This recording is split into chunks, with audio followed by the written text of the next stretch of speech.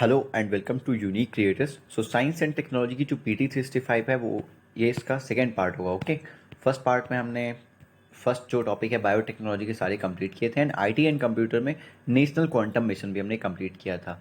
And इस topic में इस लेक्चर में हम ट्राई करेंगे कि काफ़ी कुछ कवर कर पाएँ। सो लेट्स स्टार्ट।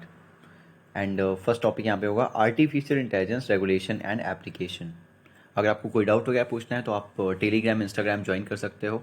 ओके, एंड काफ़ी इंपॉर्टेंट होने वाला है, नेक्स्ट डेज में आने वाले मैं प्लान कर रहा हूँ कुछ, तो आप सपोर्ट करना। Okay, so let's start.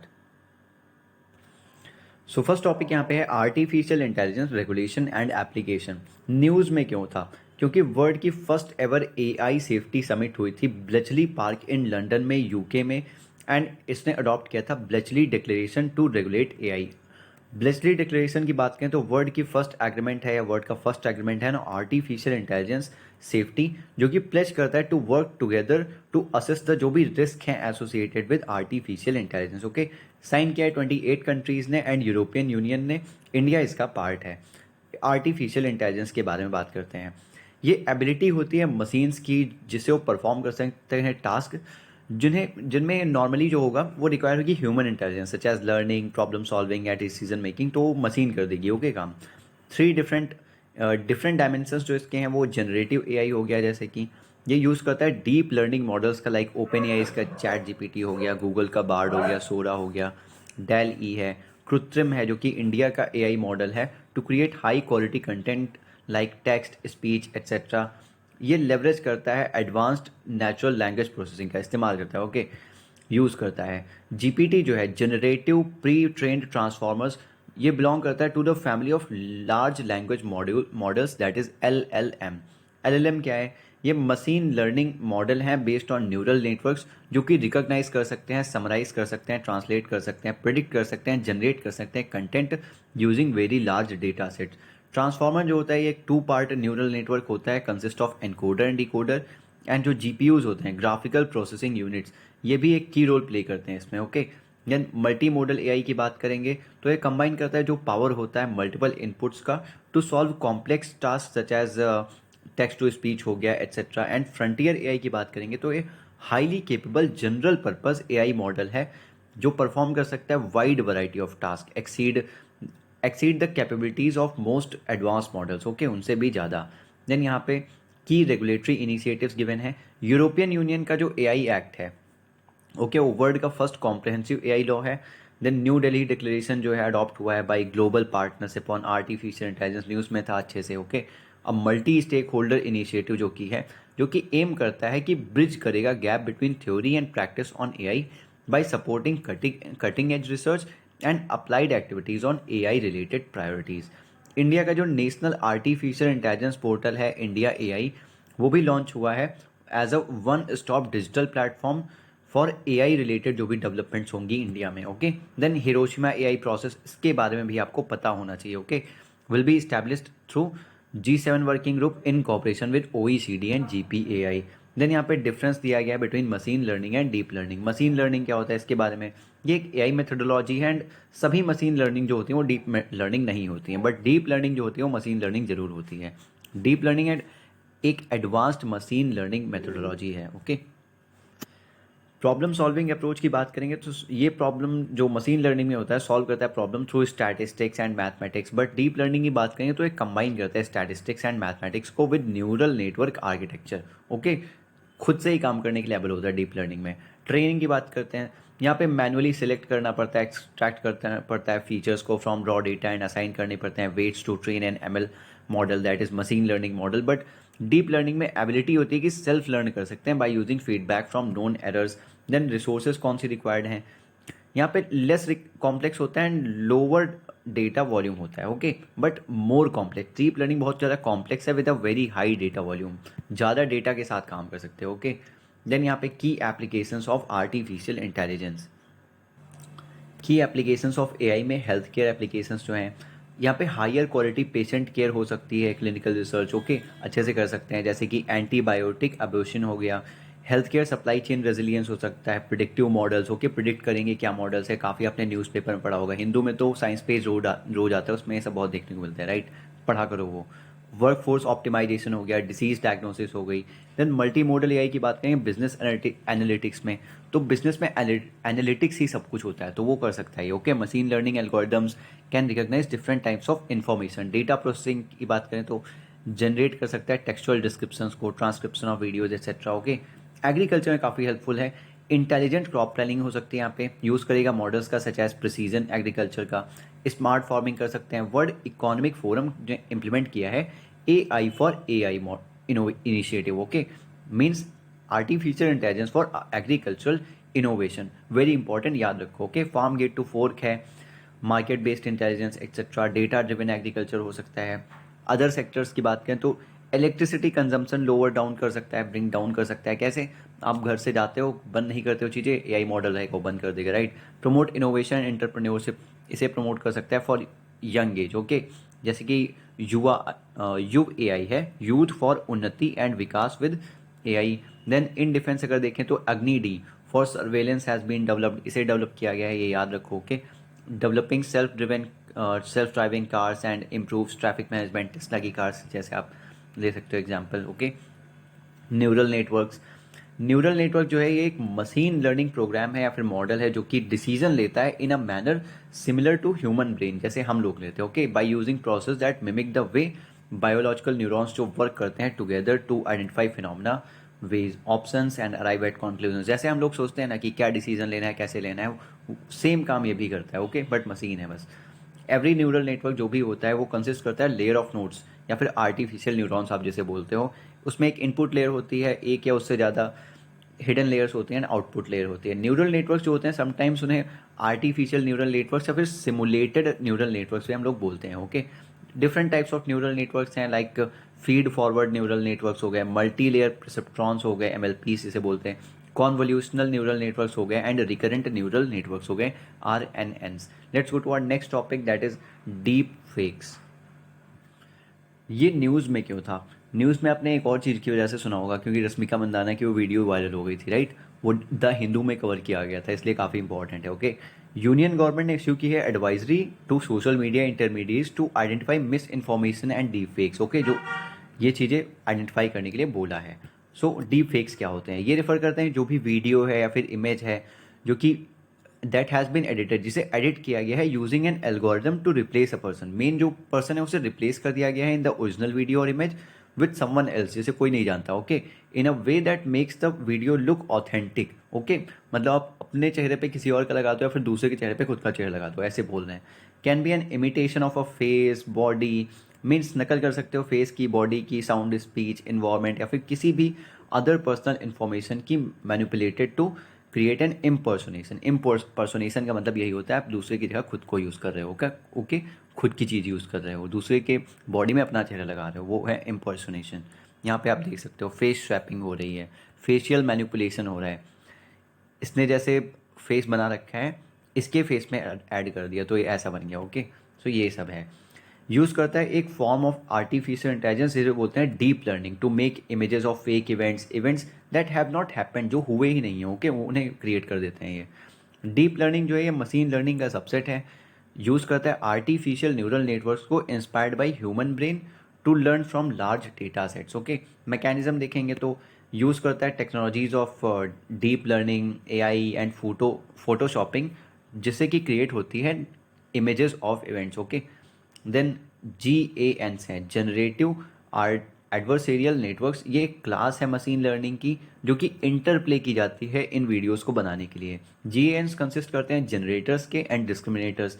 इनके बारे में जानना जरूरी है। जनरेटर्स क्या होते हैं? ये इनिशियल डेटा लेते हैं to create new images. Okay, then discriminator जो होता है वो इवेलुएट करता है कंटेंट को रियलिज्म के लिए एंड फर्दर रिफाइनमेंट करता है and also employ a variational autoencoder. यहाँ पे वेरिएशनल ऑटो इनकोडर भी एक होता है।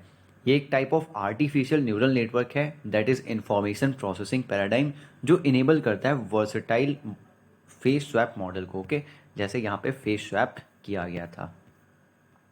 देन यहाँ पे रेगुलेटरी मेजर्स हैं जो कि एप्लीकेबल हैं डीप फेक्स के लिए। लीगल प्रोविजन इन इंडिया की बात करें तो कोई स्पेसिफिक लीगल प्रोविजन नहीं है against deep fake technology, but indirectly address करते हैं डीप फेक को, such as section 66E and section 66D of the IT Act 2000 and Indian copyright act of 1957। Global measures against deepfakes देखेंगे तो Google ने announce किया है कि water marking करनी चाहिए। जैसे कि कोई भी आप देखते होगे कई बार तो वाटर मार्क रहता है कंपनी या फिर जो भी उसके पीछे इंस्टीट्यूशन होगा, नेम लिखा होता है साइड में कहीं, ओके, वो होता है watermarking to identify synthetically generated content. Okay, let's go to our next topic, that is web 3.0। News में क्यों था वेब 3.0? क्योंकि रिसेंटली एक रिपोर्ट है जिसका नेम था unlocking the web 3 potential, India's journey from a talent exporter to a product power house. ये release किया था प्राइमस पार्टनर्स से, जो कि एक प्राइवेट ऑर्गेनाइजेशन है। की फाइंडिंग्स क्या थी इसकी?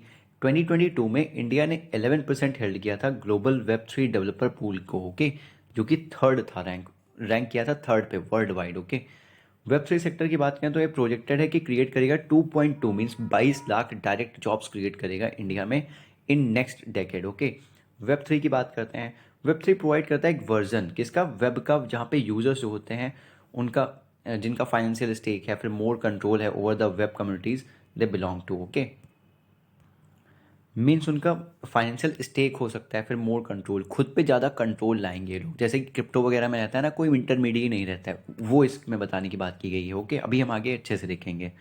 वेब वन जो है इसे स्टैटिक वेब भी बोलते हैं, जो कि इनेबल करता है इजी एक्सेस टू इन्फॉर्मेशन को। जैसे कि वेब वन का अगर आप लोगे यहाँ पे, तो यहाँ पे याहू है, MSN है, स्लैश डॉट है, देन गूगल है, rediff.com, ये सब वेब वन के अंडर आ जाते हैं। देन वेब टू की बात करेंगे तो ये बिल्ट है एडवांसमेंट्स पे इन वेब टेक्नोलॉजीज, जो कि इनेबल करता है इंटरैक्टिव प्लेटफॉर्म्स को। एग्जांपल फेसबुक हो गया, इंस्टा हो गया, ओके, एट्सेट्रा। ये सेंट्रलाइज्ड इन नेचर है एंड रिलाई करता है हैवली ऑन इंटरमीडियरीज।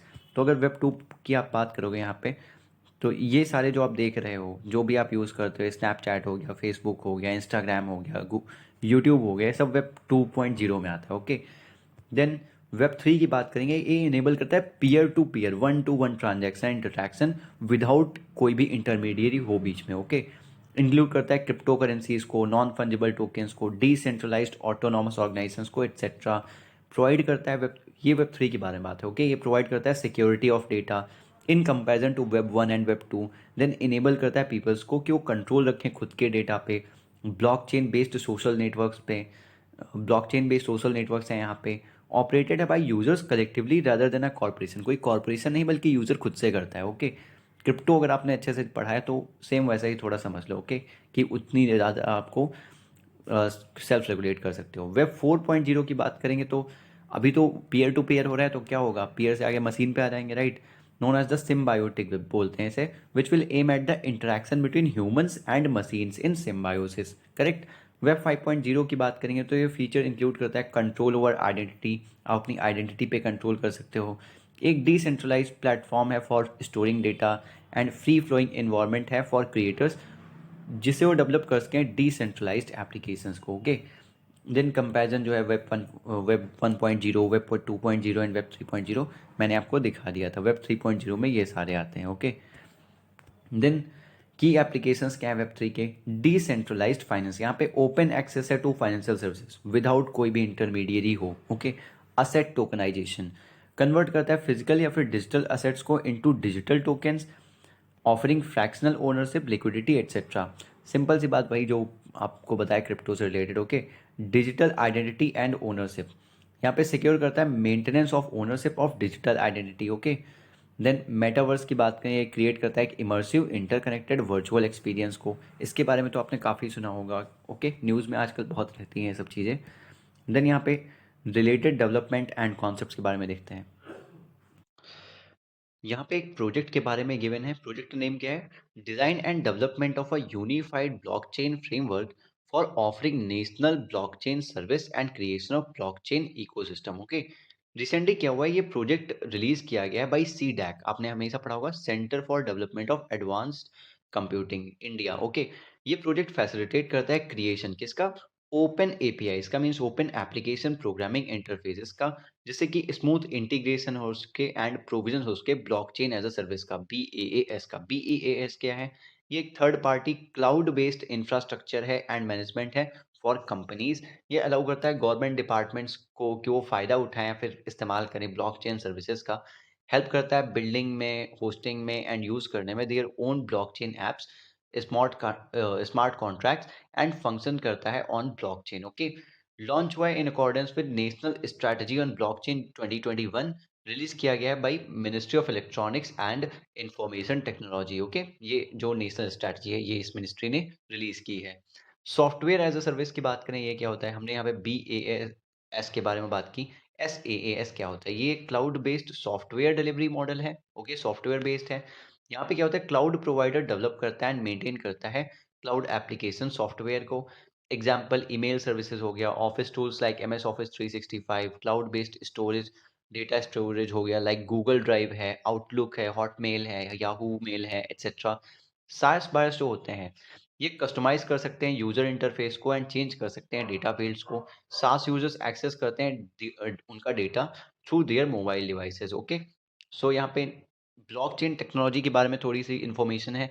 ये distributed and decentralised ledger technology है।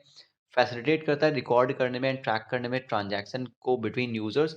इतना इजी नहीं होता, लिखती है। ओके, ईच ट्रांजैक्शन जो होता है वो रिकॉर्ड होता है as a block of data. ये लिंक्ड होता है with other blocks before or after it. So let's go to our next topic, that is crypto mining. ये न्यूज़ में क्यों था? बिकॉज रिसेंटली जो भूटान एंड सिंगापुर बेस्ड बिटडीयर है, ओके, उसने अनाउंस किए हैं प्लान्स कि वो रेस करेगा $500 million to set up crypto mining operations. कहाँ पे?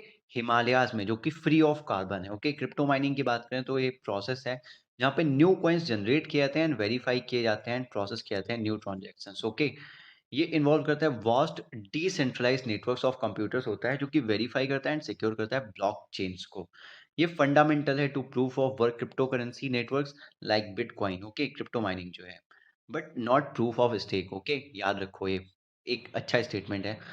Proof of work and proof of stake जो है ये यूज करते हैं एल्गोरिदम्स, जिससे कि वो वैलिडेट करते हैं क्रिप्टो करेंसी को। जो मेन डिफरेंस है between proof of work and proof of stake is how they choose and कैसे वो चूज करते हैं, क्वालिफाई करते हैं यूजर्स को टू ऐड ट्रांजैक्शंस। ओके, अभी आप हम आगे देखेंगे ये, और काफी इंपॉर्टेंट है, न्यूज में कवर हुआ था काफी ज्यादा। लास्ट ईयर भी न्यूज में था, अभी भी है। ओके, PWS एंड POS जो है ये प्रोटोकॉल्स हैं। ओके, जो कि इंटेंडेड है to validate transactions and keep the blockchain network decentralised and secure. POW जो है एक मैकेनिज्म है जहाँ पे बिटकॉइन का जैसे होता है, जो कि यूज करता है to regulate the creation of blocks and integrity of the network through process of mining. Mainly इसमें माइनिंग होती है POW में। ओके, बट POS में क्या होता है? ये एक अल्टरनेटिव कंसेंसस मैकेनिज्म है जहाँ पे जो कंट्रोल होता है नेटवर्क का वो डेलीगेट किया जाता है कुछ ओनर्स को of a given token. Okay, so वहां से वो वैलिडेट करते हैं। Then proof of work versus proof of stake, pros and cons क्या है? अगर प्रूफ ऑफ वर्क की बात करें हम, तो यहाँ पे प्रोस क्या है इसके? स्ट्रॉन्ग कंपटीशन है, क्रिप्टो करेंसी रिवॉर्ड है यहाँ पे माइनर्स के लिए, डिसेंट्रलाइज्ड मेथड है वैलिडेशन का एंड स्ट्रॉन्ग सिक्योरिटी मिलती है। बट कॉन्स क्या है? निगेटिव चीज़ें क्या हैं? एक्सपेंसिव इक्विपमेंट नीडेड होता है यहाँ पे, एनर्जी यूजेस बहुत ज़्यादा होता है, ट्रांजैक्शन स्पीड भी स्लो होती है, हाई ट्रांजैक्शन फीस होती है। ओके, लेकिन स्ट्रॉन्ग कंपटीशन है, स्ट्रॉन्ग सिक्योरिटी है, ये याद रखो। प्रूफ ऑफ स्टेक, यहाँ पे कोई एक्सटेंसिव इक्विपमेंट रिक्वायर नहीं होता, ये अपने अकॉर्डिंग बोल रहे हैं। वैसे तो क्रिप्टो माइनिंग के लिए काफ़ी ज़्यादा एक्सपेंसिव इक्विपमेंट लगता है। ओके, फास्ट ट्रांजैक्शंस होते हैं यहाँ पे। देन एनर्जी एफिशिएंट है proof of stake in comparison to proof of work बात करें। ओके, इतना याद रखो। कॉइन होल्डिंग हो सकती है प्रूफ ऑफ स्टेक में, अनप्रूवन है at a large scale.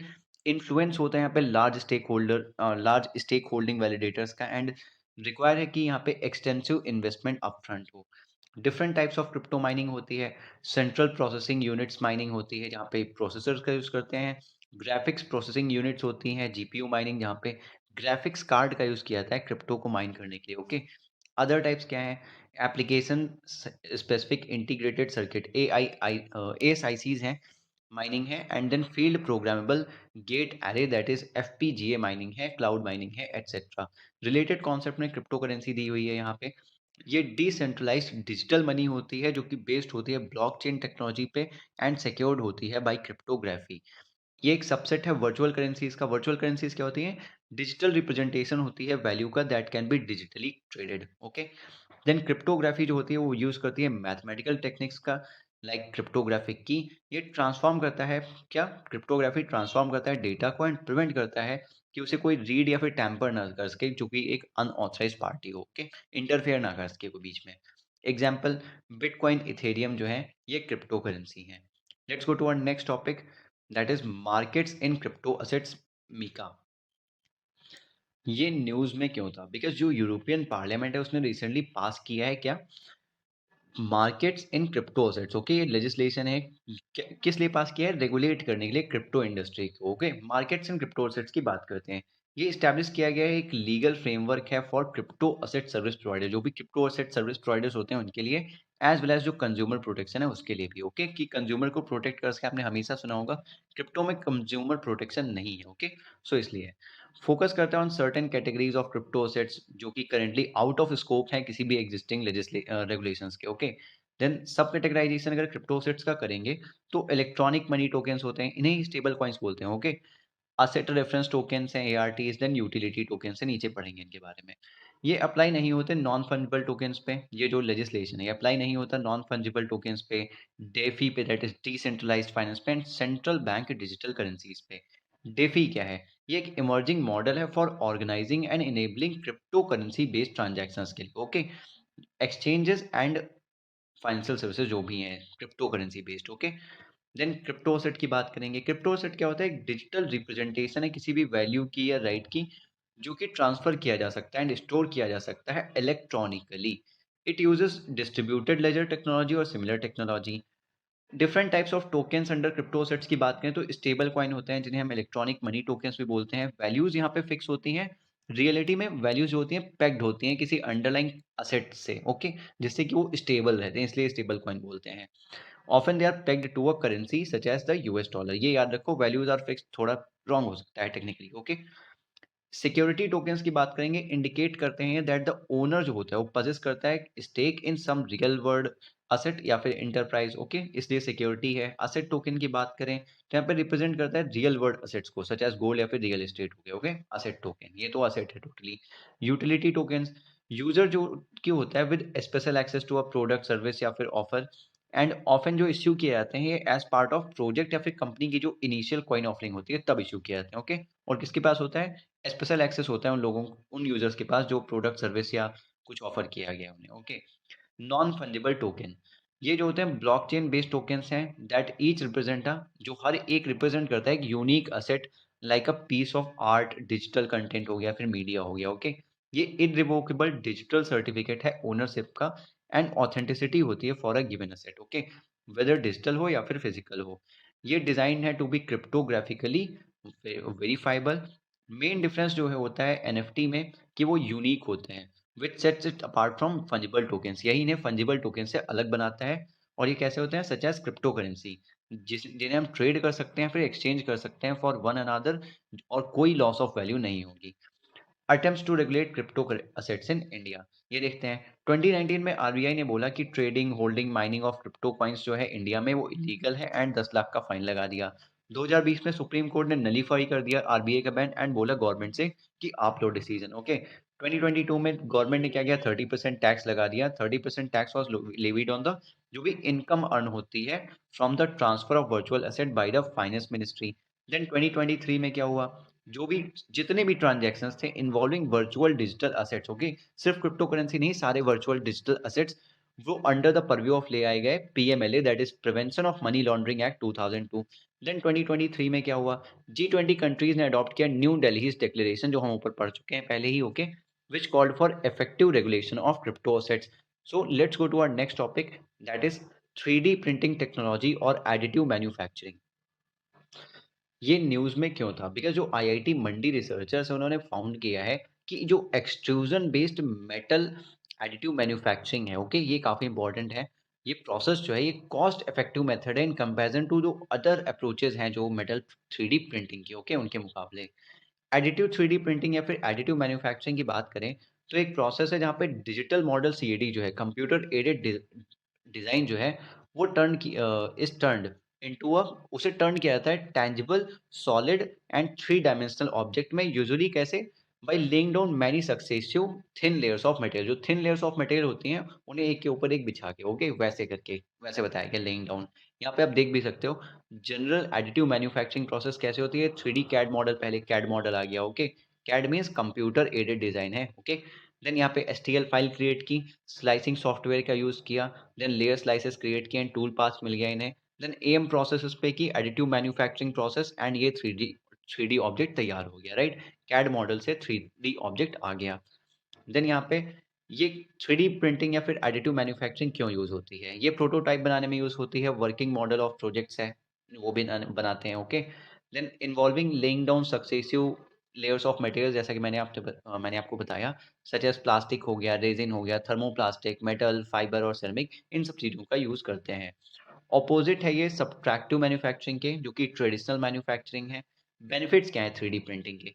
Lower inventory होती है यहाँ पे, रिड्यूस टाइम, प्रिंट कर देता है कॉम्प्लेक्स डिजाइन्स को, लिटिल या फिर कोई वेस्टेज नहीं होता है इसमें, एक्सेट्रा, ओके।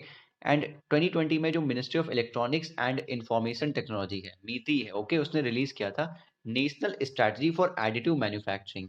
किस लिए? जिससे कि इसका जो पोटेंशियल है वो हार्नेस कर सकें, टैप कर सकें।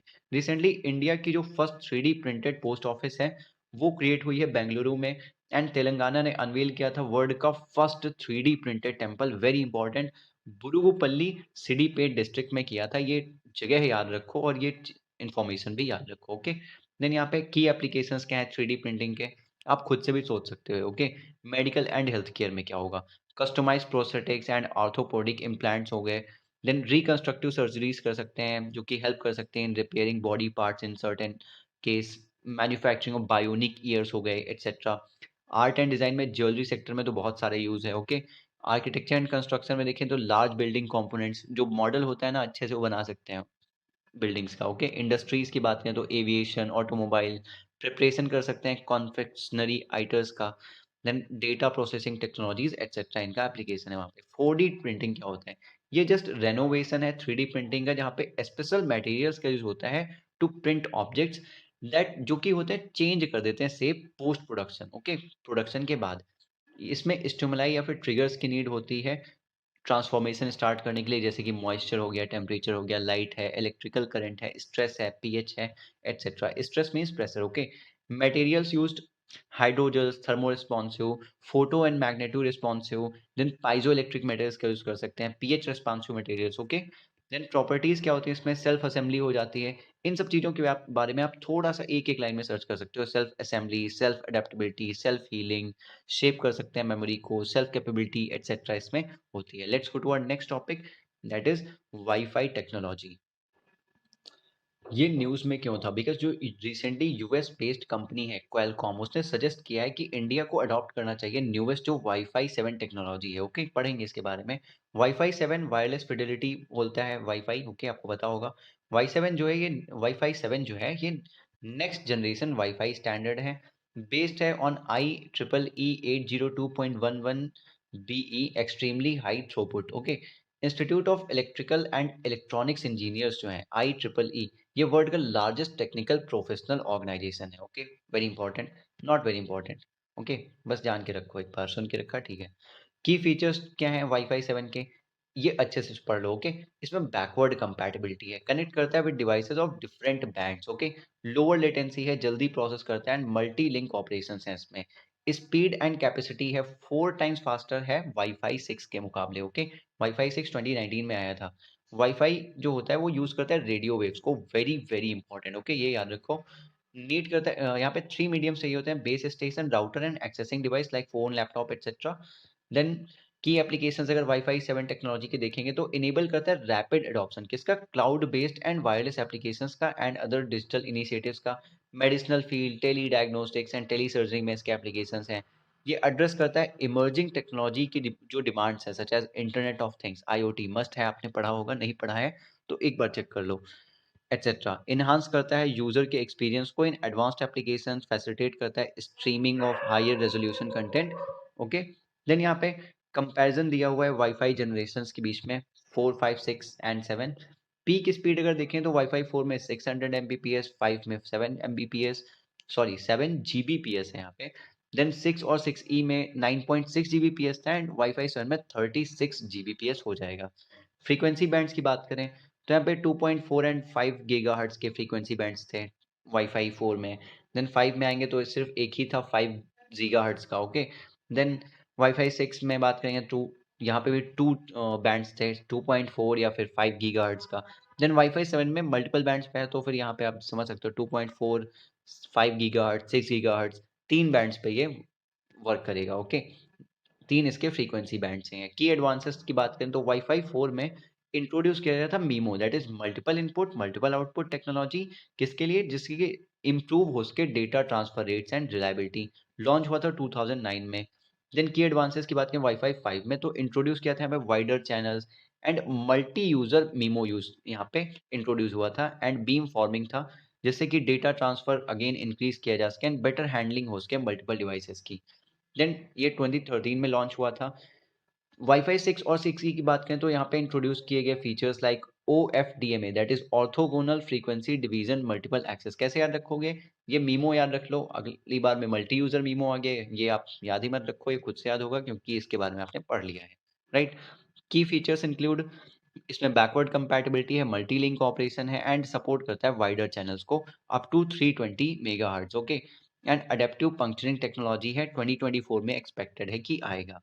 Let's go to our next topic, that is facial recognition technology।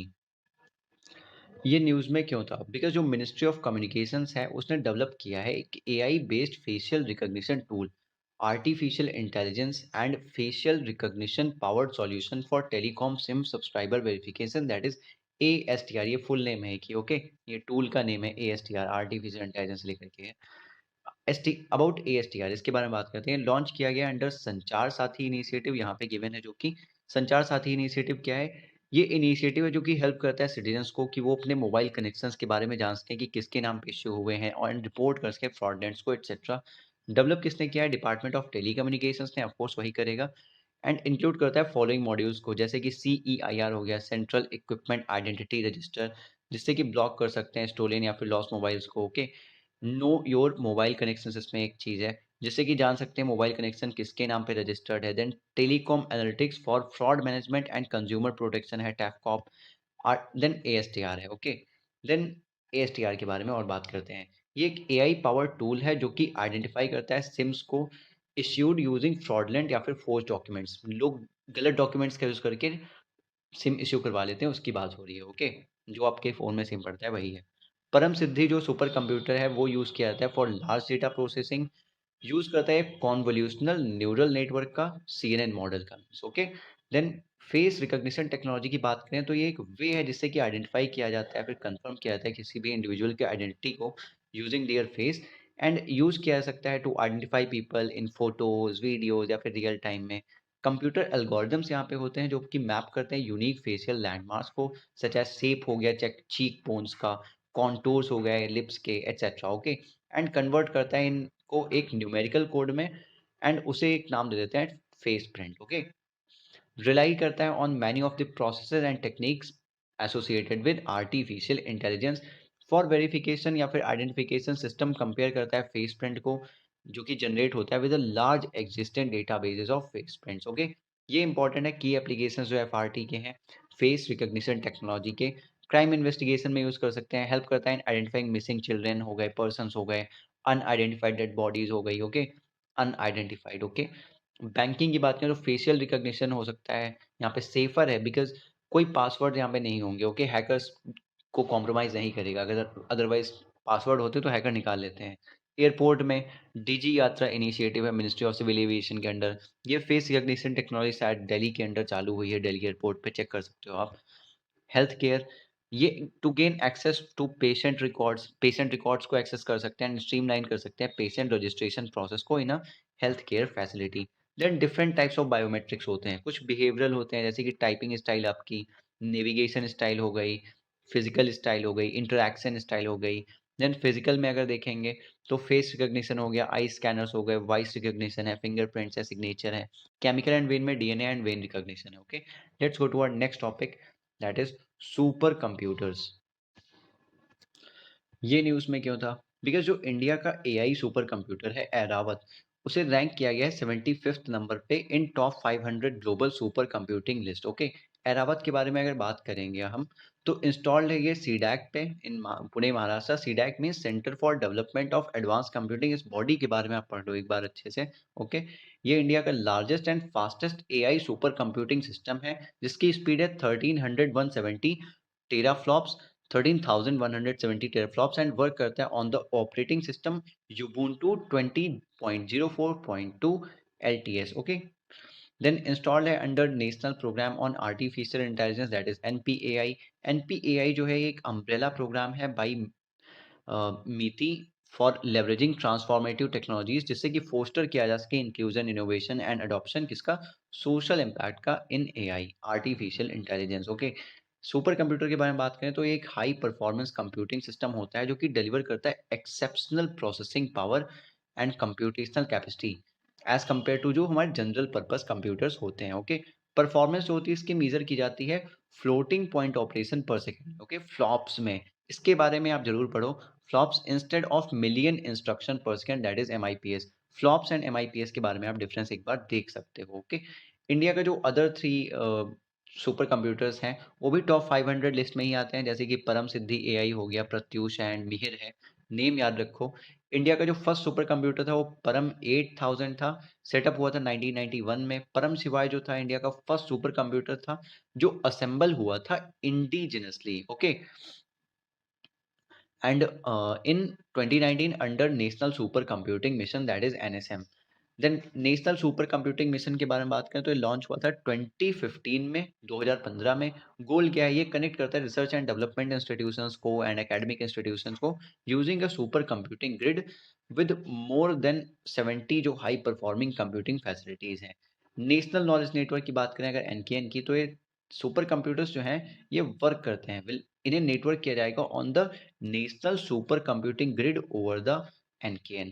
Jointly steer कौन करता है इन्हें, मीन्स किसके अंडर आते हैं मेनली, तो department of science and technology and ministry of electronics and information technology MeitY. Implement कौन करता है इन्हें, centre for development of advance computing, अभी आपने देखा CDAC, and Indian institute of science in Bengaluru. Then यहाँ पे की एप्लीकेशन है सुपर कंप्यूटर्स के. कटिंग एज रिसर्च में इनका यूज है, जैसे कि data intensive and computation heavy scientific and engineering processes जो हैं. सुपर कंप्यूटर्स का काम यही है ना कि जो कॉम्प्लेक्स प्रॉब्लम्स है उन्हें सॉल्व करना, राइट, थोड़ा सा उसी से रिलेटेड है. वेदर फोरकास्टिंग की बात करें तो फॉर एग्जांपल प्रत्यूष जो है वो सुपर कंप्यूटर, जो प्रत्यूष सुपर कंप्यूटर है वो हेल्प करता है वेदर एंड क्लाइमेट फोरकास्ट में. हेल्थ एंड मेडिसिन में बात करें तो एम्प्लॉयड है to look through data bases of existing drug compound जो भी हैं. एरोस्पेस एंड इंजीनियरिंग में बात करें तो प्रोसेस करते हैं कॉम्प्लेक्स जो एल्गोरिदम्स होते हैं, big data from sensors etcetera. Energy exploration की बात करें तो डायरेक्ट एंड डिटेक्ट कर सकते हैं एंड एक्सेलरेट कर सकते हैं डीपर जियोलॉजिकल इनसाइट्स को, hence improve the exploration and production process. Defence and military में बात करें तो यहाँ पे न्यूक्लियर वेपन्स डिज़ाइन है एंड क्रिप्टोग्राफ है etcetera. Okay, then related development में यहाँ पे डिजिटल इंडिया रिस्क वी. मैं इसे वी पढ़ रहा हूँ बिकॉज रोमन में होता है तो फिर ऐसे लिखा होता है, तो ये वी होगा शायद. RISC V microprocessor DIRV program आप एक बार चेक कर सकते हो. ओके, मीति ने लॉन्च किया है DIRV प्रोग्राम. इनेबल करता है creation of next generation micro processors in India. ये हेल्प करता है इन इंश्योरिंग पार्टनरशिप किसके बीच में, स्टार्टअप्स के बीच में, एकेडमिया के बीच में, मल्टीनेशनल्स के बीच में, जिससे कि इंडिया को एक रिस्क वी टैलेंट हब बनाया जा सके एंड सप्लायर बनाया जा सके of RISC V system of chips. Chips को लेकर के काफ़ी कुछ अभी सेमीकंडक्टर चिप्स पे भी आया है, तो फिर वो सब न्यूज़ में पढ़ते रहो बिकॉज लास्ट में अगर PT65 मॉड्यूल आप नहीं कवर कर पाए खुद से, मैं कवर करूंगा, तो फिर आपको ईजी रहेगा वहाँ से. Okay, about RISC reduced instruction set computer RISC V के बारे में देखते हैं. ये एक open source instruction set architecture है, ये सब पढ़ने की इतनी नीड नहीं होती. Okay, use to develop custom processor को डेवलप करने के लिए यूज किया जाता है इसे for a variety of applications from embedded designs to supercomputers. Applications क्या हैं, वेरिएबल अप्लायंसेस में, स्मार्टफोन्स में, IoT में, इंटरनेट ऑफ थिंग्स में, high performance computing, data centres etcetera. पढ़ो पूरा बट याद वो रखो जो आपको लगता है कि आपके अकॉर्डिंग इंपॉर्टेंट है. Okay, so let's go to our next topic, that is net neutrality. Net neutrality ये क्या है, जो स्टार्टअप्स हैं उन्होंने बोला है telecom regulatory authority of India try से कि वो जो टेलीकॉम सर्विस प्रोवाइडर्स हैं ना कि वो पुश कर रहे हैं रेगुलेट करने के लिए ओवर द टॉप सर्विसेज पे, उसका ही अपोज कर रहे हैं. ओके, नेट न्यूट्रलिटी क्या है इसके बारे में जानते हैं. ये एक ओपन इक्वल इंटरनेट, न्यूट्रलिटी होनी चाहिए, राइट, इक्वल इंटरनेट सभी के लिए होना चाहिए रिगार्डलेस ऑफ कि क्या डिवाइस को यूज कर रहा है, क्या एप्लीकेशन है उसके पास, कौन से प्लेटफॉर्म पे है, क्या कंटेंट कंज्यूम कर रहा है. ओके, कि मतलब आप 5G टेक्नोलॉजी का यूज़ कर रहे हो तो आपको ज़्यादा तेज़ स्पीड मिलेगी, मैं 3G का यूज़ कर रहा हूँ तो मुझे एकदम स्लो चलेगा, ऐसा नहीं होना चाहिए। इंटरनेट सभी के लिए बराबर होना चाहिए, ओके? तो ऐसा बताने की कोशिश करें कि 5G अगर 2 लोग यूज़ करें तो दोनों को बराबर स्पीड मिले। ऐसा नहीं कि एक अगर बड़ी सी टीवी यूज़ कर रहा है उसे तेज़ मिलेगा, दूसरा कोई फ़ोन यूज़ कर रहा है तो उसे स्लो मिलेगा, ऐसा नहीं होना चाहिए, ओके? जो भी कॉर्पोरेशंस हैं, all corporations including internet service providers, उन्हें ट्रीट करना चाहिए इंटरनेट डेटा को एंड यूजर्स को equally, okay? Should not restrict access, slow down access speeds और block content for some users, ये सब नहीं करना चाहिए, राइट? जो ट्राई है उसने रिलीज किया एक new framework called the prohibition of discriminatory tariff for data services regulations 2016, okay? इसने बैन किया है, रोका है टेलीकॉम सर्विस प्रोवाइडर्स को फ्रॉम चार्जिंग डिफरेंशियल रेट्स जो चार्ज कर रहे थे, एंश्योर करें कि नेट न्यूट्रलिटी रहे, डिफरेंशियल चार्जेस मत लगाओ, ओके?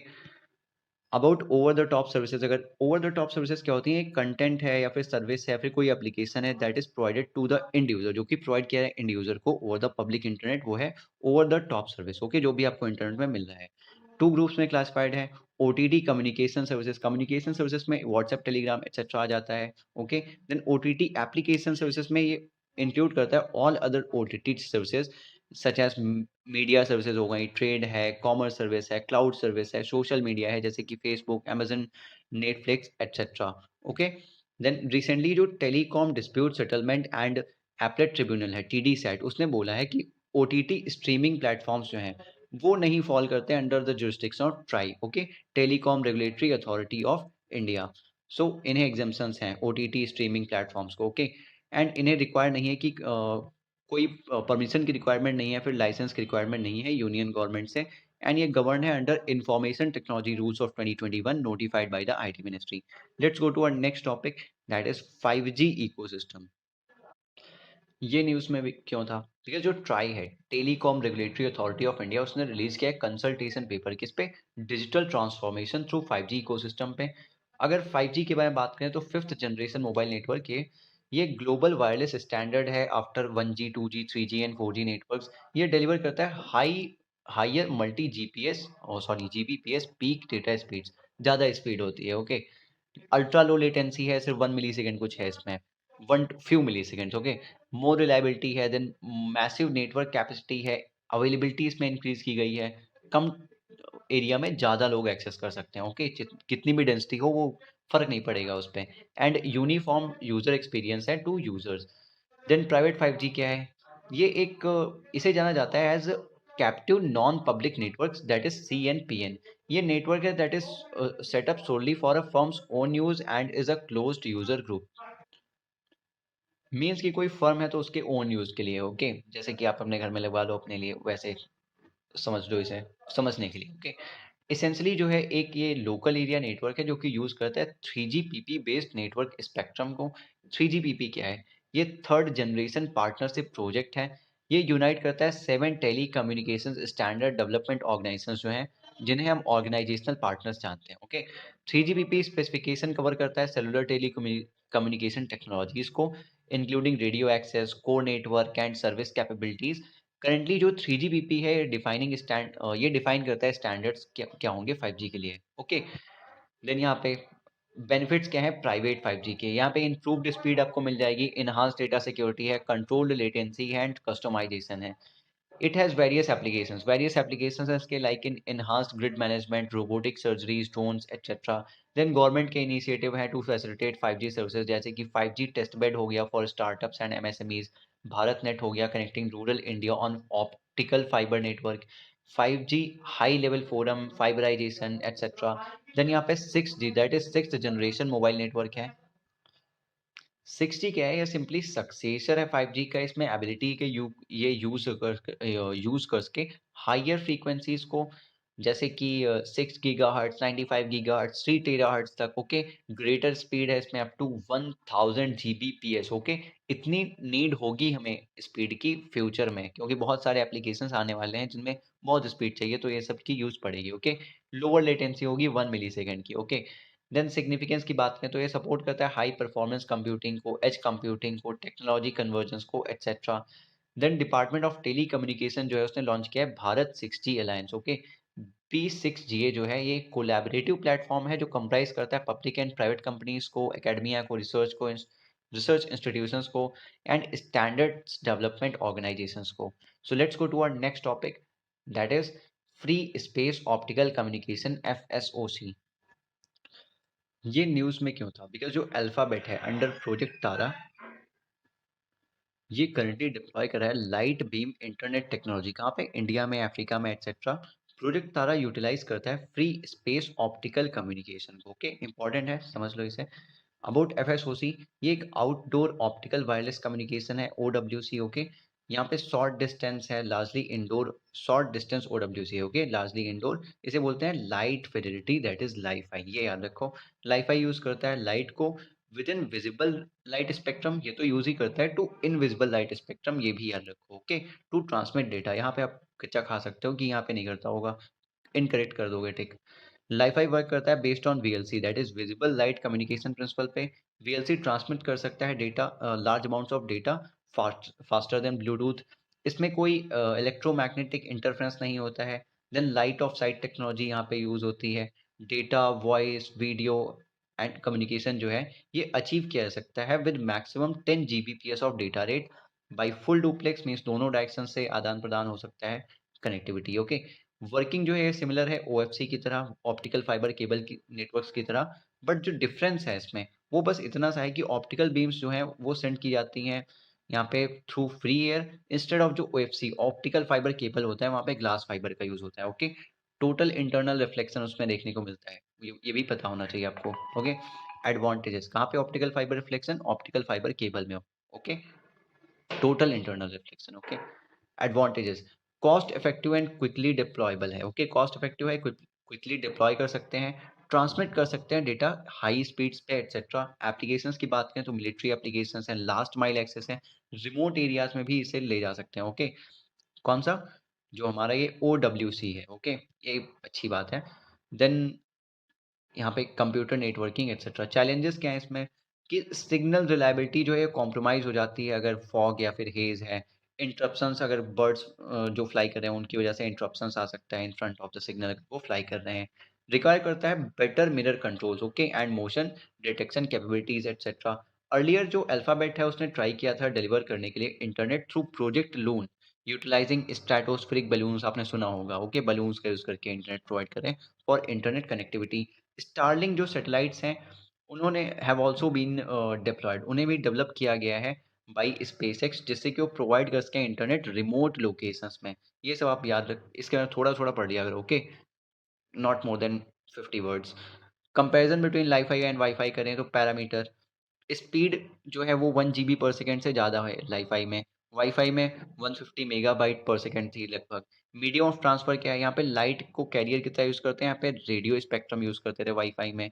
रेडियो स्पेक्ट्रम यूज़ करते थे, इंफ्रारेड नहीं है और कुछ नहीं, सिर्फ रेडियो। ओके, स्पेक्ट्रम रेंज देखें तो वाइड स्पेक्ट्रम है लाईफाई का and having less spectrum range than VLC, VLC से भी लेस था वाईफाई में। ओके, कॉस्ट की बात करें तो चीपर है लाईफाई, एक्सपेंसिव है वाईफाई। नेटवर्क टोपोलॉजी की बात करें पॉइंट टू पॉइंट है लाईफाई में, और यहाँ पे भी वाईफाई में भी पॉइंट टू पॉइंट ही है। ऑपरेटिंग फ्रीक्वेंसी 100 से हंड्रेड्स ऑफ टेरा हर्ट्स तक है लाईफाई में, बट वाईफाई में 2.4 गीगा हर्ट्स है। Okay, gigahertz, gigahertz जो भी बोलते हो आप। Let's go to our next topic, that is organic light emitting diodes, OLED। ये न्यूज़ में क्यों था? बिकॉज जो रिसर्चर्स हैं at the University of Chicago, उन्होंने डेवलप किया है OLED मटेरियल को। ओके, सो OLED के बारे में जानते हैं। ये एक फ्लैट लाइट एमिटिंग टेक्नोलॉजी है जो कि बनी है by placing a series of organic thin films. Okay, organic word याद रखो, organic thin films between two conductors. जब इलेक्ट्रिक करंट पास अप्लाई होता है यहाँ पे तो ब्राइट लाइट एमिट होती है। ओके, OLED डिस्प्लेस जो हैं वो फैब्रिकेट किए जा सकते हैं on flexible plastic substrates, important है। रोल अप डिस्प्लेस एम्बेडेड जो होते हैं क्लोथिंग में, वो भी बनाए जा सकते हैं OLEDs का यूज़ करके। देन ट्रांसपेरेंट डिस्प्लेस भी पॉसिबल है यूजिंग OLEDs। देन AMOLED जो है, okay, active matrix organic light emitting diode and super AMOLED। OLED में जो O है ना वो ऑर्गेनिक से याद रख लो। ओके, याद हो जाएगा, अदरवाइज इनऑर्गेनिक भी कहीं पे है MELED में। ओके, तो भटक जाओगे। देन सुपर AMOLED जो है ये डिस्प्ले टेक्नोलॉजीज है दोनों, जो कि यूज़ होती है मोबाइल डिवाइसेस एंड टेलीविजन्स में।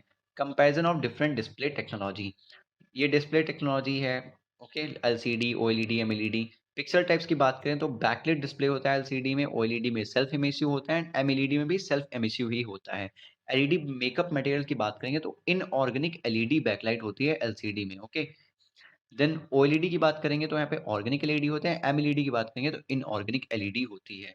ब्राइटनेस एलसीडी में हाई होती है, नॉर्मल है, ओएलईडी में कम होती है ब्राइटनेस, ये इंपॉर्टेंट है, याद रखो। एमएलईडी में फिर क्या हो जाएगा, वेरी हाई, ओके, क्योंकि यहाँ पे इनऑर्गेनिक है फिर वेरी हाई हो गया, ये ऐसे याद रख सकते हो। लाइफ स्पैन लॉन्ग होता है किसका, एलसीडी का। ओएलईडी का शॉर्ट होता है, बहुत ज़्यादा होता है, एमएलईडी का very long, okay. Response time LCD का स्लो होता है, मिली सेकेंड्स में होता है एंड मीडियम होता है ओएलईडी का, माइक्रो सेकेंड्स में होता है, बहुत ज़्यादा अच्छा होता है नैनो सेकेंड्स में, किसका, एमएलईडी का। एमएलईडी का आप लोग फुल फॉर्म बता सकते हो कमेंट सेक्शन में। सो अदर इंपॉर्टेंट न्यूज़ ये हम नेक्स्ट लेक्चर में कवर करेंगे, okay. So take care, bye bye and keep watching and keep sharing this videos. अगर आपको कोई भी डाउट वगैरह पूछना है आप कहीं भी पूछ सकते हो, ओके। एंड टेलीग्राम ग्रुप वगैरह ज्वाइन कर लो, क्योंकि मैं इस स्पीसीज पे हो गया एंड जो भी शॉर्ट टॉपिक्स जो यूपीएस में वो कई पूछते ही हैं, 5-6 हर साल 10 तक आते हैं, तो वो मैं बनाने की कोशिश करूँगा बहुत जल्दी, अगले 2 महीने में सब यही सब चलने वाला है, ओके। सो अगर आप देखते रहोगे बहुत फ़ायदा होगा एंड अगर आप प्रीलिम्स के लिए तैयारी कर रहे हो तो मस्ट है, अदरवाइज़ शॉर्ट में मैं कवर करूँगा और वो मुझे नहीं लगता, शायद रेयरली कोई कवर करता होगा, क्योंकि वॉच टाइम की वजह से